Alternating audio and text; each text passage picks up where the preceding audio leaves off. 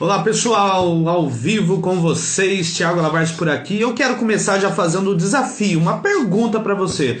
Até quando você vai permitir que manipulem sua mente? Até quando você vai permitir que dominem sua mente? Isso mesmo, eu tô falando isso porque o tema hoje é polêmico dessa live. Não vai ser uma live longa, meu interesse não é ter alcance, sim desabafar com vocês e lavar minha alma. Nós estamos prestes a entrar numa época eleitoral e eu, como enfermeiro da mente, como alguém que conhece de neurociência cognitivo e comportamental, como alguém que conhece do comportamento humano, que sabe sobre influência mental, é fundamental eu me manifestar nesse momento. Chega a ser antiético se eu não utilizasse dos meus conhecimentos para esclarecer vocês sobre tudo isso que está acontecendo. Mas não se preocupe. Eu não vou falar mal do Lula, não vou falar mal do Bolsonaro. Eu vou trazer aqui para vocês evidências científicas de formas de manipulação que todos os políticos utilizam e para manipular nossa mente, e com certeza você está sendo influenciado por elas agora. Agora, se é do lado de direita, se é do lado de esquerda, se é Lula, se é Bolsonaro, seja o que for, eu vou deixar a critério de vocês para que vocês façam suas análises. Tá ok? Então vamos lá, vamos comigo. Se você está entrando agora, curta, compartilhe, isso mesmo, mande com os amigos, o pessoal já está entrando, mande para os amigos, compartilhe com o máximo de número de pessoas possíveis. Se você está assistindo essa live gravada, porque ela vai ficar gravada aqui no @enfermeiro da mente, compartilhe com os amigos que você acha interessante também.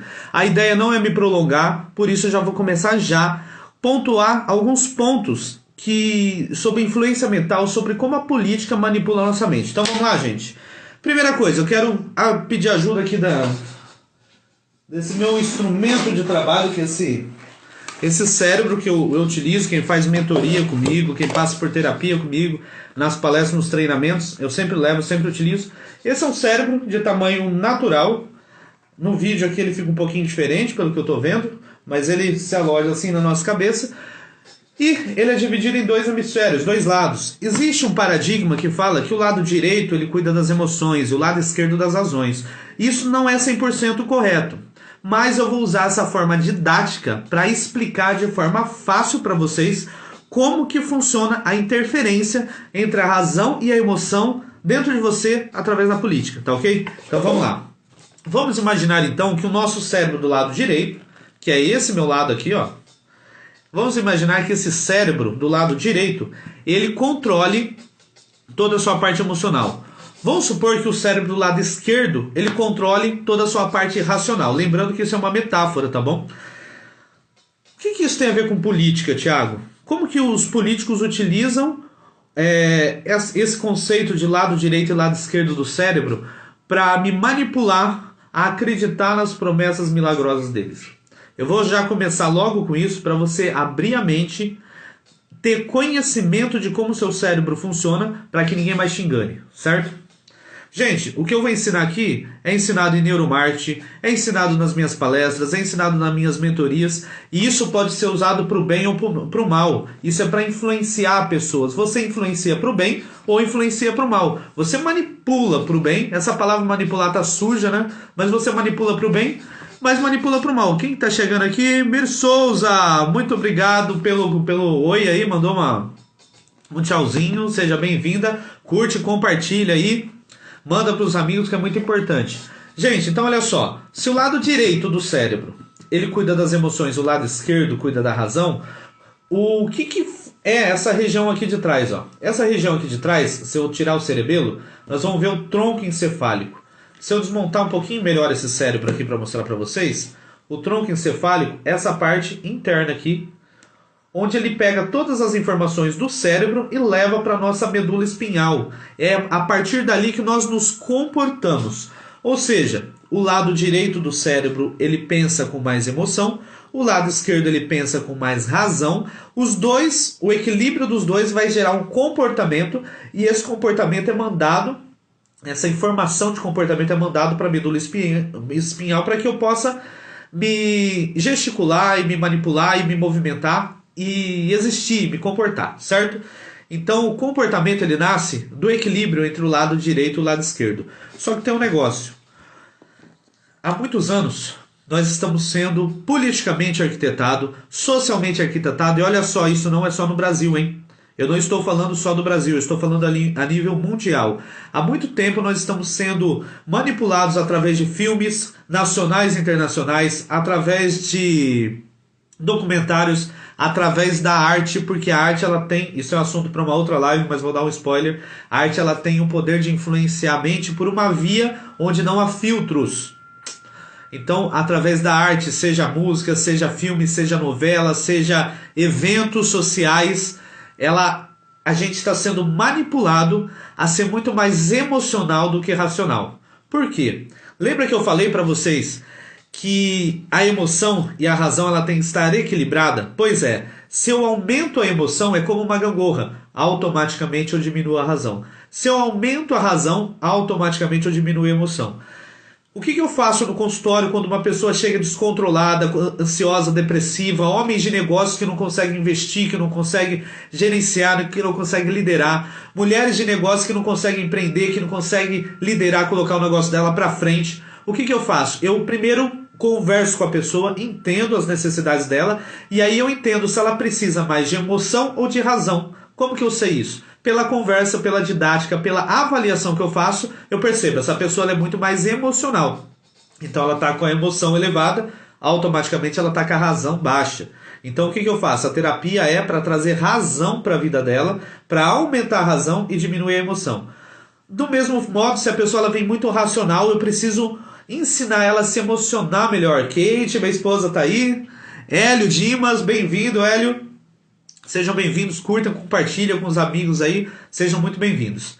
Então olha só, quando você aumenta a razão, você diminui a emoção. Então a estratégia para você ter equilíbrio mental é essa. Você está muito emocionado? Pensa com razão. Você está muito racional? Pensa com emoção. E o que acontece? Nos tempos de política, como os políticos sabem que nós somos socialmente treinados a ser mais emocionais, o que acontece?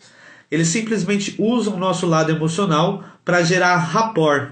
O que é rapport? É quando a gente usa técnicas onde eu espelho o comportamento de vocês e vocês espelham o comportamento meu. Como que funciona isso? Olha, o Hélio pediu para participar, daqui a pouco eu vou autorizar ele, daqui a pouco eu vou começar a chamar o pessoal aí para participar da live junto com a gente. Olha, o que é rapport então? Rapport é quando eu tenho um comportamento que eu espelho outra pessoa para que ela se identifique, para que o cérebro dela fale assim, nossa, essa pessoa ela gesticula como eu, ela fala como eu, ela sorri como eu, ela tem o meu linguajar e tudo isso gera rapport e faz com que o nosso cérebro entenda que o outro é confiável. Gente, que político que faz isso no Brasil? Todos. Acontece que uma linguagem de um político se adequa mais a um tipo de público. A linguagem do outro político se adequa mais a outro tipo de público. Mas ouça o que eu estou falando. Todos os políticos usam técnica de rapport e espelhamento nas suas redes sociais, nas suas propagandas televisivas, nas suas propagandas políticas. Todos os políticos utilizam essas técnicas para se identificar com a gente. E até aí tudo bem, eu não acho isso errado não. Eu acho que faz parte da oratória de todo bom palestrante, de todo bom orador gerar rapport com o público. Eu mesmo ensino isso para os meus mentorados quando dou aula dentro desse tema, certo? Só que existe algo que vai além disso. Eles trabalham muito o lado emocional. Por quê? Quanto mais eles emocionam você através da oratória, quanto mais os políticos te emocionam através da oratória, mais a sua emoção é aflorada e mais a sua razão é reprimida. Lembra que é igual uma gangorra? Você aumenta a emoção, diminui a razão. Pois é, essa é a estratégia. Todos nós deveríamos votar de forma racional e não emocional. Todos nós deveríamos votar pensando no coletivo, não só nos nossos bens próprios, não só no nosso benefício pessoal. Esses dias uma pessoa falou assim, eu vou votar em para tal presidente no fulano, porque no governo X aconteceu uma situação comigo e ele me beneficiou. O outro falou, não, nesse governo Y aconteceu uma situação comigo e ele me beneficiou. Ele está pensando nele. E na verdade o presidente do Brasil ele vai governar e vai gerenciar para o Brasil. Só que eles não pensam no momento da propaganda política numa coletividade. Eles pensam em você, na maneira como você pensa. E como que eles fazem para pensar especificamente em você numa oratória coletiva? O que todo mundo tem de comum? Razão e emoção. O que traz mais resultado para vendas hoje em dia?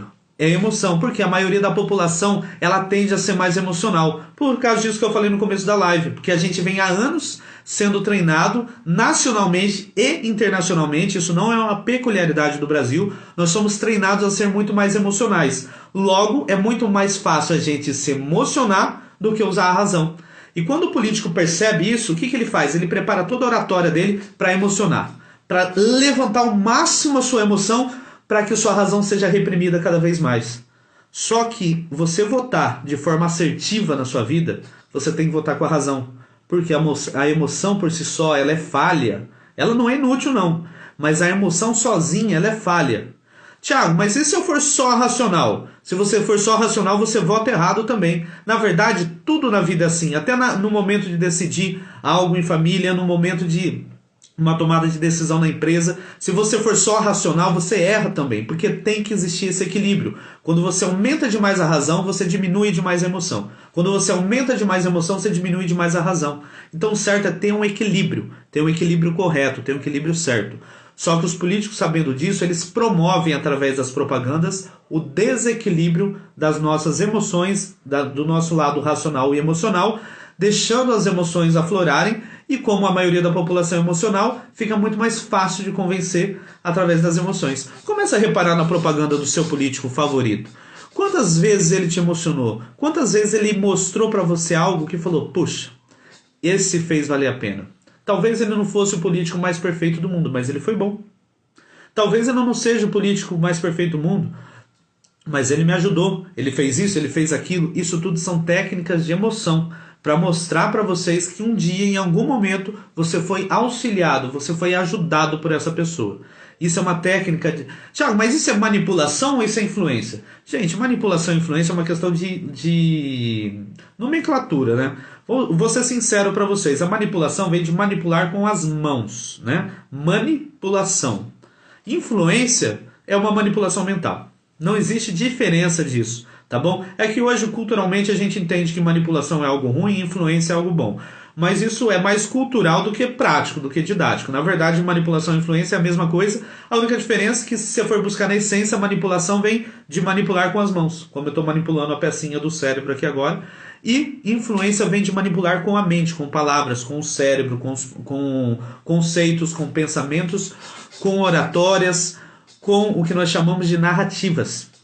O que são narrativas? Narrativas são histórias contadas de forma eloquente para convencer o seu cérebro de que ela é real. Isso.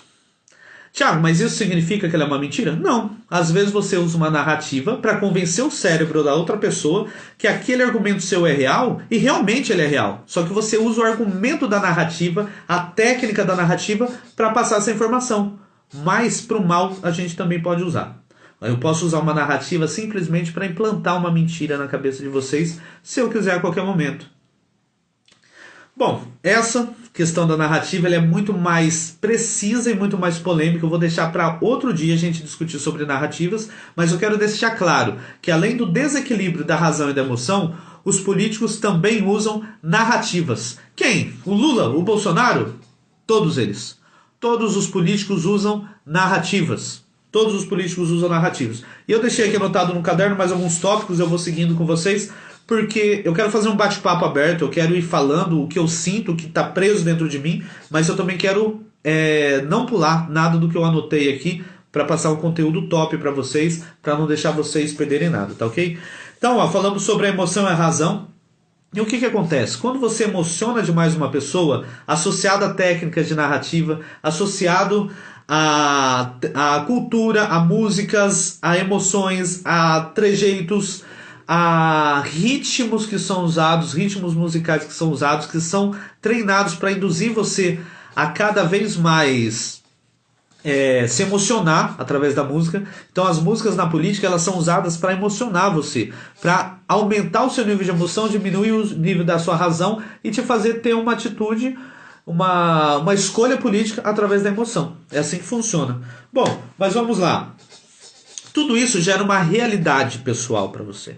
Uma realidade que talvez ela não seja real para o coletivo, mas para a pessoa é. Você já reparou como quando você entra numa discussão política, quem defende um lado X tem certeza absoluta que esse lado é perfeito, mas quem defende o lado Y também tem certeza absoluta que esse lado é perfeito?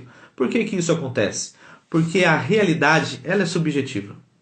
Existe uma realidade comum, que é coletiva, mas que ela é diluída. Ela nem sempre é explorada para que a gente chegue ao fundo mesmo saber o que é real.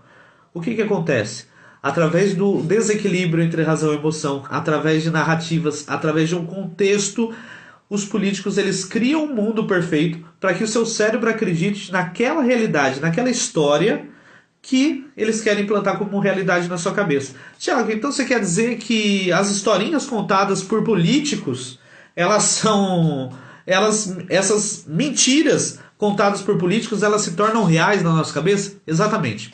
Lembra quando a nossa avó falava que uma mentira contada várias vezes se torna uma verdade? Pois é, isso é real no nosso cérebro. Quando você começa a ouvir diversas vezes, repetida vez, uma mesma mentira, o seu cérebro entende que por repetição ele tem que criar uma rede neural para aquilo. E a partir do momento de tanto você ouvir diversas mentiras de forma repetidamente, de meios diferentes, às vezes você ouve uma mentira pela música, às vezes você ouve uma mentira no horário político, às vezes você ouve uma mentira na televisão, na novela, no jornal. Essa mentira repetida várias vezes, ela consolida uma rede neural no seu cérebro. Porque o cérebro ele tem a memória de curto prazo, que é uma memória operacional, que a gente usa no dia a dia. Existe uma memória que a gente vai ali, se não for ficar sendo estimulada até uns 15 dias, depois a gente tende a cair no esquecimento, ela fica gravada, mas tende a cair no esquecimento, ela não tem mais tanta importância, mas tem como você consolidar uma memória. E como que você consolida essa memória? Por repetição. Uma das formas é por repetição. Então, quando uma mentira é repetida várias vezes, dentro do nosso cérebro é como se ela se tornasse uma realidade absoluta. E é por isso que às vezes quem defende a direita, quem defende a esquerda, defende com unhas e dentes. Porque para aquela pessoa, aquilo que ela aprendeu foi tantas vezes repetida na mente dela que criou-se redes neurais que provam para ela mesma que ela está certa, que a filosofia dela é a única real. E posso falar uma coisa para vocês? Ninguém está certo de tudo na vida. Nem direita, nem esquerda, nem eu, nem você. Por quê? Porque a realidade ela é subjetiva. Todo mundo tem uma realidade pessoal, baseado nas suas crenças, baseado nos seus valores, baseado no que foi construído. Ah, Thiago, mas existe uma realidade única? Existe. Existe uma realidade única e coletiva, mas isso também é tema para uma próxima live. Não vou falar sobre isso hoje, porque é muito filosófico, muito técnico para a gente trazer de forma científica, então vai ficar para uma próxima live. Gente, se a repetição de uma mentira se torna verdade na nossa cabeça, é fácil de você entender por que os políticos mentem tanto. A gente sabe que eles estão mentindo, mas a gente acaba acreditando, porque aquilo se torna uma realidade por repetição. Portanto, a gente ouvir aquela mentira, a gente acaba falando, poxa, será que é mesmo? Será que é mentira mesmo? Puxa, eu acho que é verdade. Tem tantas pessoas falando isso, né? E a gente, também por prova social, porque as outras pessoas acabam repetindo, e essa prova social consolida e fortalece essas redes neurais na nossa cabeça, e a gente acaba aprendendo aquela mentira como uma verdade. Existe outra forma de aprender uma mentira como uma verdade? Existe. O que é? Forte impacto emocional. O que significa isso? Quando você vê, por exemplo, um político sendo esfaqueado, isso é forte impacto emocional. Quando você vê, por exemplo, um político sendo preso, isso é forte impacto emocional. Quando você vê um político sendo injustiçado, ou outro sendo solto, ou outros tendo os filhos acusados, esse forte impacto emocional gera rapport. E você que gosta do político X ou Y pensa, nossa, coitado, e se eu fosse ele, como eu estaria me sentindo? Você absorve esse trauma do político para a sua vida, e aí, através dessa empatia que você tem com o político de estimação, você acaba absorvendo o que ele sentiu, você acaba sentindo o que ele sentiu, isso é rapport, e aí você acaba agregando e consolidando por forte impacto emocional o que nós chamamos de Deixa eu falar de uma forma clara. É como se você espelhasse os comportamentos do político em você. Puxa, já que ele passou por tudo isso, a gente vai ter pena dele e a partir de agora, como ele passou por todos esses problemas e foi tão injustiçado, eu vou ter dó dele e vou defender ele. Afinal de contas, eu também já tive um filho preso. Afinal de contas, eu muitas vezes estou preso. Afinal de contas, eu também já fui esfaqueado. Afinal de contas, eu também já passei fome. Afinal de contas, eu também já fiquei sem comida na mesa. Afinal de contas, eu também já perdi o emprego. Afinal de contas, pode ser que eu tomei a vacina e fui curado. Afinal de contas, pode ser que eu tomei a vacina e peguei uma doença. Você consegue entender? Eu não estou defendendo o lado direito ou esquerdo. Eu estou mostrando para vocês com clareza que é fácil dos políticos manipularem a nossa mente através de estratégia que todos os lados usam. Então, já que você vai escolher um político daqui a alguns dias, escolha com consciência. Escolha sabendo e analisando de forma racional os fatos e não só pela emoção que eles geram. Tiago, mas você está falando de neurociência. E de onde que vem tudo isso? De onde que vem será que eles arquitetam mesmo isso? Será que eles são tão maquiavélicos? Será que os políticos são tão maquiavélicos assim? Pois é, você sabe de onde vem esse termo maquiavélico? Maquiavélico vem de Nicolau Maquiavel. Nicolau Maquiavel era um chefe de Estado, é como se fosse um governador, né? Mas em outro contexto político, que viveu há mais ou menos 500 a 600 anos atrás na região da Itália. E ele, por ter contato com príncipes, por ver príncipes conquistarem reinados, ele aprendeu técnicas para se manter o principado. O que é um principado? É um grupo de pessoas que o príncipe toma conta para ele e que é dele e que ele cuida e que ele pega para ele e que tem que pagar impostos para ele, se é que você me entende. Isso é um principado, certo? Claro que aí os professores de história podem explicar isso muito melhor, não é o tema da live, eu não vou aprofundar nisso também, até porque não é minha especialidade, mas eu quero dizer para vocês que Nicolau Maquiavel, ele simplesmente entendeu como esses políticos faziam essas artimanhas para manter esse povo próximo deles, e ele escreveu um livro que se chama O Príncipe. E nesse livro tem algumas características fundamentais que os políticos utilizam até os dias de hoje. Tiago, você está dizendo então que eles seguem esse livro? Não, eu estou querendo mostrar para vocês que essas estratégias são de antes de Maquiavel. Antes de Maquiavel, isso já acontecia. Maquiavel simplesmente relatou no livro e publicou, e colocou, e o livro ficou famoso. E está aí no meio da gente até hoje. 500 anos, 600 anos depois, o livro está atual. Tão atual que se você ligar sua televisão agora no horário político, com certeza absoluta você vai ver uma das estratégias desse livro sendo empregadas. E vou falar mais, você não vai ver esse livro sendo empregado só em época política. Você vai ver esse livro sendo empregado por todo o período de gestão de qualquer gestor. Como que funciona? Eu separei aqui alguns tópicos principais do que Maquiavel falava para a gente discutir e para vocês refletirem. Então vamos lá. Uma das frases de Maquiavel: aparente ser bom, mesmo que você não seja. Ele ensinava: um bom príncipe aparenta ser bom para o seu principado, ainda que você não seja. Ele fala: minta para o povo, aparenta ser o melhor homem, mostre para o povo que você é o melhor homem, mesmo que você não seja. Reprima os seus instintos carnais, reprima os seus instintos malignos, reprima seus instintos maquiavélicos e mostre para a população só a sua parcelinha boa, só o lado bom. Maquiavel fala: aparente ser bom, mesmo que você não seja. Que outra estratégia? Você já viu? Deixa eu já perguntar para você. Se você está aí ao vivo ou se você está assistindo agora esse vídeo gravado, comenta aí. Você já viu algum político querendo aparentar ser bom, mesmo que a gente saiba que ele não é? Coloca aí para mim nos comentários. Segundo tópico que eu trouxe para vocês: mostre virtudes, mas na primeira oportunidade mostre poder, mostre quem manda. Sim, então eu tenho que mostrar que eu sou bonzinho, eu tenho que mostrar que eu sou legal, mas eu tenho que mostrar que eu não sou tonto e que quem manda aqui sou eu e que é melhor a população obedecer, afinal de contas eu sou seu príncipe, eu sou seu rei, eu sou seu prefeito, eu sou seu presidente. Por que isso? Porque na teoria de Maquiavel, A autoridade, ela não é conquistada. A autoridade, ela é imposta, ela é roubada. Roubada como? Aí nós vamos para o próximo tópico. Maquiavel falava assim, você tem que, primeira coisa, para você conquistar esse povo e roubar a fidelidade deles, é melhor que você divida esse povo. É a teoria que também é descrita por Sun Tzu no livro Arte da Guerra. Dividir para conquistar. Divida a população em pequenos grupos. Pode ser um grupo com ideais idôneos.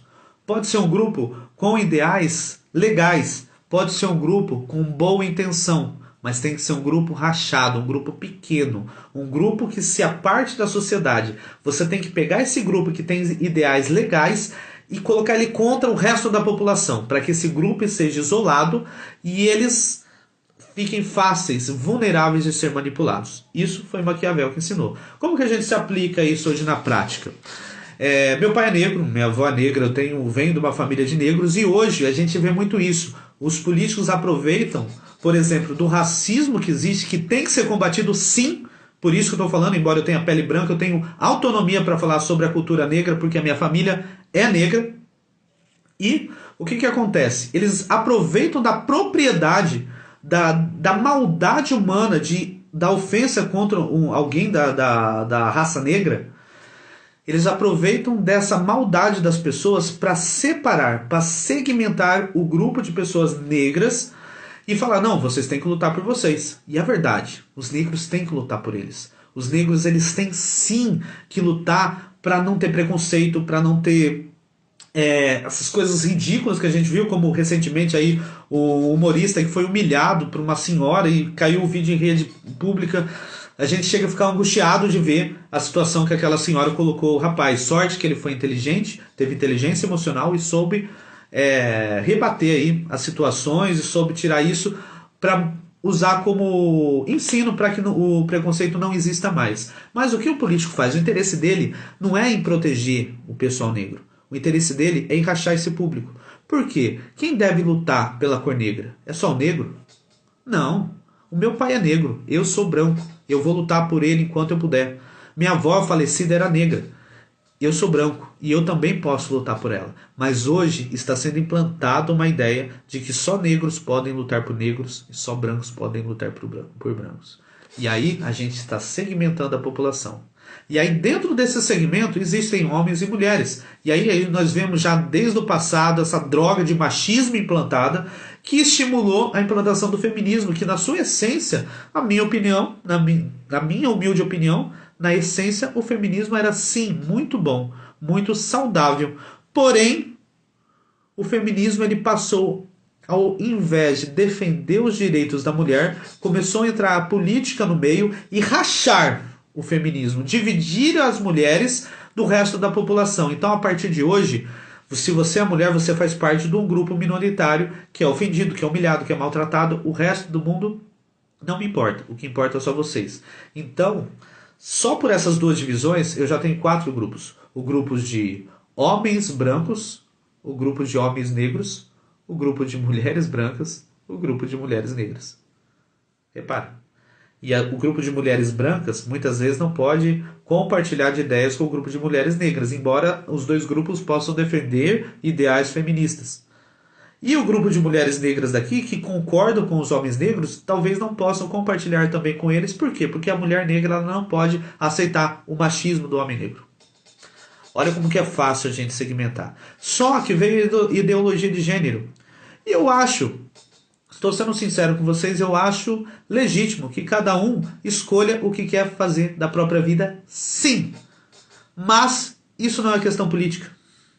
Isso é uma questão pessoal. Só que quando a gente traz isso para a política, a gente aproveita da ideologia de gênero para segmentar ainda mais. Então aí nós temos homens negros homossexuais, homens negros heterossexuais, mulheres negras homossexuais, mulheres negras e feministas heterossexuais. E aí, mulheres brancas e assim por diante. Homens brancos, que são mulheres que são feministas e homossexuais ou heterossexuais. Homens brancos que são heterossexuais ou homossexuais. E cada vez a gente segmenta mais esse grupo. Você viu como é fácil a gente fracionar? Tiago, mas por que isso? Tá aqui, dividir em grupos porque quanto um grupo de minoria, porque quanto mais dividido, mais fácil de conquistar. Seja sincero para mim. Se você for falar para um público de 1000 pessoas para convencer eles de algo, é mais fácil você convencer um público de 1000 pessoas de uma vez? Ou é mais fácil você segmentar esse público e usar argumentos pessoais de cada um para cada público minoritário? Fala a verdade, não é mais fácil? É muito mais fácil eu convencer os deficientes físicos que eu sou um político que vai ajudar os deficientes físicos quando eu estou falando só para deficientes físicos. E é muito mais fácil eu defender a mulher que muitas vezes procura no sistema de saúde um exame de câncer de mama, um exame de ginecológico. E essa mulher, ela precisa de ajuda médica. É muito mais fácil eu reunir todas as mulheres que precisam de ajuda médica para falar para esse grupo específico como que eu posso ajudar elas. E essa ajuda é verdade? Não é mentira? Depende. Eu não posso julgar o político X ou Y. Eu não estou dentro do coração deles. Mas Maquiavel falava que é importante que você minta. Vamos ver isso? Qual que é uma das principais frases de Maquiavel? Deixa eu achar aqui. Dividir o grupo para conquistar. Vídeo de repetição, oferecer a solução. Olha só, o que Maquiavel ele falava então? Ele falava o seguinte: minta para o povo, minta de uma vez, não permita que eles percebam que você está mentindo. Minta, fale que vai fazer o bem, fale que vai fazer o bem, fale que vai fazer o bem aos poucos, encha o povo de esperança. E se for preciso, faça o mal sim. Faça o mal com pretexto que você já fez o bem, faça o mal com a ideia de que você já implantou o bem o suficiente, que esse mal foi necessário para o bem de todos. É confuso? Leia o Maquiavel. Vocês vão ver que isso é tudo muito bem arquitetado. E quando eu já diminuí, já distribuí, já rachei a população em pequenos grupos, fica muito mais fácil contar uma mentira específica. E fica muito mais fácil aquele grupo acreditar em mim. Então eu chego, conto uma mentira específica para o grupo X, e esse grupo X acredita em mim, porque eu consegui personalizar a minha mentira específica para eles. Só que quando eu vou para o grupo Y, eu conto outra mentira específica.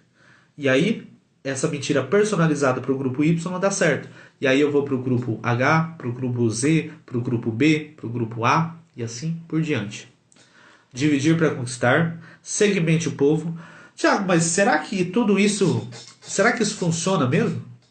Ué, ligue as redes sociais, entre agora nas mídias de TV e perceba se é essas estratégias que eles usam ou não. Tem mais uma estratégia que é muito comum no meio político, que é baseada em benefícios. Maquiavel ele falava que quanto mais benefícios um príncipe dá para a população, mais aquela população fica grata a ele. Mas não pode ser qualquer benefício. Tem que ser um benefício de valor, algo que seja caro, para que a população desfrute daquilo de imediato e demore longos anos para pagar para o governo. Por quê? Pagando por longos anos, você junta juros, então o governo, na verdade, está investindo na população, mas ele vai receber juros de volta.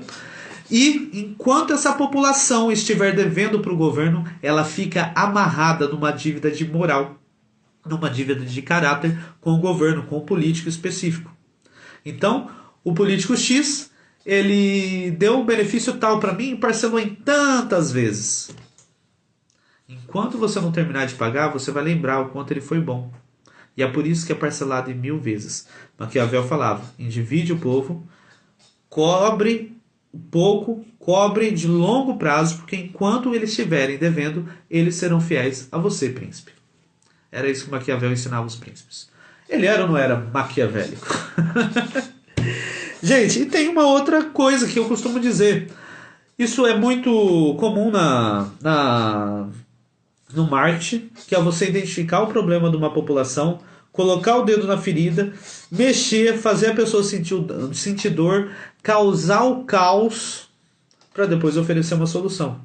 E o que os políticos fazem na sua narrativa? Repare, procure aí nas redes sociais o seu político preferido ou o seu político que você é contrário e veja se realmente ele não mexe na ferida, emociona você, causa o caos e depois mostra que ele tem o ópio, que ele tem o remédio sagrado que vai te curar. Repare se não é verdade. Gente, Não vou me estender mais, vou ficando por aqui. Eu quero que você reflita de como que os políticos aumentam sua emoção, estimulam sua emoção e como que eles diminuem a sua razão. Eu quero que vocês prestem atenção na narrativa política. Eu quero que vocês comecem a perceber como eles usam estratégias de Maquiavel para endividar a população, para que a gente fique preso neles ao longo dos anos. Eu quero que vocês prestem atenção como que eles usam a oratória para rachar a população, dividir em pequenos grupos, e não importa se é grupo de negros, se é homossexual, se é mulheres, se é feminista, não importa o que é. Importa que seja rachado, se é crente, se é católico, se é umbandista, se é seixinoia, não importa. O importante é rachar a população, porque em pequenos grupos é muito mais fácil de se manipular. É muito mais fácil mentir, mentiras personalizadas para pequenos grupos, do que mentir para um coletivo gigantesco. Eu quero que vocês reflitam sobre tudo isso. Eu quero que vocês percebam que existe uma estratégia maquiavélica por trás de tudo isso. E eu quero que vocês se posicionem. Como que vocês vão se posicionar? Vocês vão se posicionar nas urnas mesmo. Só que eu quero que vocês se posicionem com consciência. Por que eu vim aqui fazer essa live? Não é para falar de político X ou Y. Eu até brinquei, né? Falei que eu ia deixar subentendido em quem que eu ia votar. Mas não. Não. A ideia não é induzir você a voto de ninguém. Eu quero trazer clareza. Eu quero trazer consciência de como que eles usam a manipulação para interferir no seu cérebro, para fazer vocês votar nele por emoção, por estratégia, e não pelo que eles vão fazer por você de verdade. Não pelas verdades que eles vão fazer, mas sim pelas mentiras. Preste atenção. Nós somos convencidos a votar em alguém não pelas verdades, mas sim pelas mentiras. Hoje nós temos aí no páreo político 2 políticos que tiveram aí muitos anos, né? O Bolsonaro teve aí 4 anos de gestão, o Lula que teve 8 anos de gestão. E dá pra gente analisar o que um fez, o que o outro fez, qual que é o contexto político de um, qual que é o contexto político de outro. Por quê? Mais que palavras, nós devemos votar pelo exemplo que eles deram. Então o que o Lula fez no governo dele? Será que ele fez para emocionar? Será que ele fez para trazer razão? Será que ele fez para trazer emoção? Será que ele mentiu pra gente? E o Bolsonaro, será que ele mentiu pra gente? Será que ele veio para trazer razão? Será que ele veio para trazer emoção? O que aconteceu? Como será? O que está acontecendo? Analise. Se possível, durante essa semana, peça o livro aí, é um livro baratinho, fininho. Leia esse livro, leia a fundo, traga clareza para sua mente. Perceba que a gente está sendo manipulado a todo momento por todos os políticos. E aí você pode ser manipulado para o bem ou manipulado para o mal. Não sou eu que vou julgar. Quem vai julgar se o seu político está te manipulando para o bem ou para o mal é você. Você deve julgar. Você deve pegar essas ferramentas que eu te entreguei, políticas, de manipulação política. Você deve entender essas ferramentas de manipulação política que eu te apresentei aqui nessa live. E a partir daí você decidir em quem você vai votar. E que é um conselho de uma pessoa que é cristã, de uma pessoa que acredita em Jesus Cristo, que acredita em Deus. Independente do que eu falar, ou do que a sua família falar, ou do que o pastor ou padre falar, ou qualquer líder religioso, ou qualquer político, hoje à noite, chegue no seu quarto, se tranque e converse com Deus. Peça para que Deus traga clareza para o seu coração sobre a decisão que você vai tomar. Peça para que Ele traga paz e espírito no seu coração para a decisão que você vai tomar. Deita na cama, ajoelha do lado da sua cama, do jeito que você conversa com Deus, que você se sente mais confortável, e fala: meu Pai, traz clareza para mim. Eu sei que eu não vou mudar o mundo, eu não vou mudar o Brasil só com o meu voto, mas eu, como cidadão brasileiro, eu tenho que ir lá exercer meu voto. Afinal de contas, a Bíblia diz: dai a César o que é de César. A Bíblia diz: dai a César o que é de César. Então a gente tem que dar o nosso voto, porque é isso que a lei exige hoje, que a gente vote. Mas a Bíblia também fala: dai a Deus o que é de Deus. Então vamos colocar a nossa confiança em Deus e não nos políticos. Afinal de contas, eles estão aí para manipular a nossa mente. Deus está para trazer liberdade. Foi para a liberdade que Cristo nos libertou. Então, qual que é o meu conselho para você? Ore a Deus, peça para que Deus traga clareza no seu coração, peça para que Ele traga paz e espírito. E se você tiver clareza e paz e espírito sobre a sua decisão, sobre o seu voto, vá e vote com fé. Exerça a sua função do voto. Se você não tiver clareza, ore, porque alguma coisa errada tem. Ou com o político, ou com a sua percepção pessoal do que está acontecendo. quero que Deus abençoe muito a sua vida. Eu quero que Deus transforme a sua mente. Eu quero que Deus, assim como descrito em Romanos 12, que Ele transforme, que as nossas mentes possam ser renovadas através do conhecimento que Ele nos traz, através do conhecimento da liberdade que Ele nos traz, através de Jesus Cristo, através da clareza que Ele nos traz e principalmente através do Espírito Santo, que é a comunicação de Deus conosco hoje, Ele que fala ao nosso coração. Então peça para Deus o direcionamento, seja feliz, tenha uma vida abençoada e conte comigo para o que você precisar. E não se esqueça, não deixe ninguém manipular sua mente. Se empodere do poder da sua mente, empodere sua mente, aprenda a dominar essa máquina fabulosa que Deus te deu e tenha resultados extraordinários na sua vida. Aprenda a manipular seu cérebro e tenha resultados extraordinários. E se precisar de ajuda, eu estou aqui para isso. Deus abençoe sua vida, curta, compartilhe, comente, coloque sua opinião aí embaixo, eu vou ouvir com carinho. Você concordando comigo ou discordando, eu vou ouvir com muito carinho e vou te respeitar. Coloque sua opinião aí embaixo, eu desejo que você tenha uma ótima noite, que essa live está sendo gravada à noite. E se você está me vendo de dia, que você tenha um dia maravilhoso e que Deus te abençoe sempre. Até a próxima live e tchau!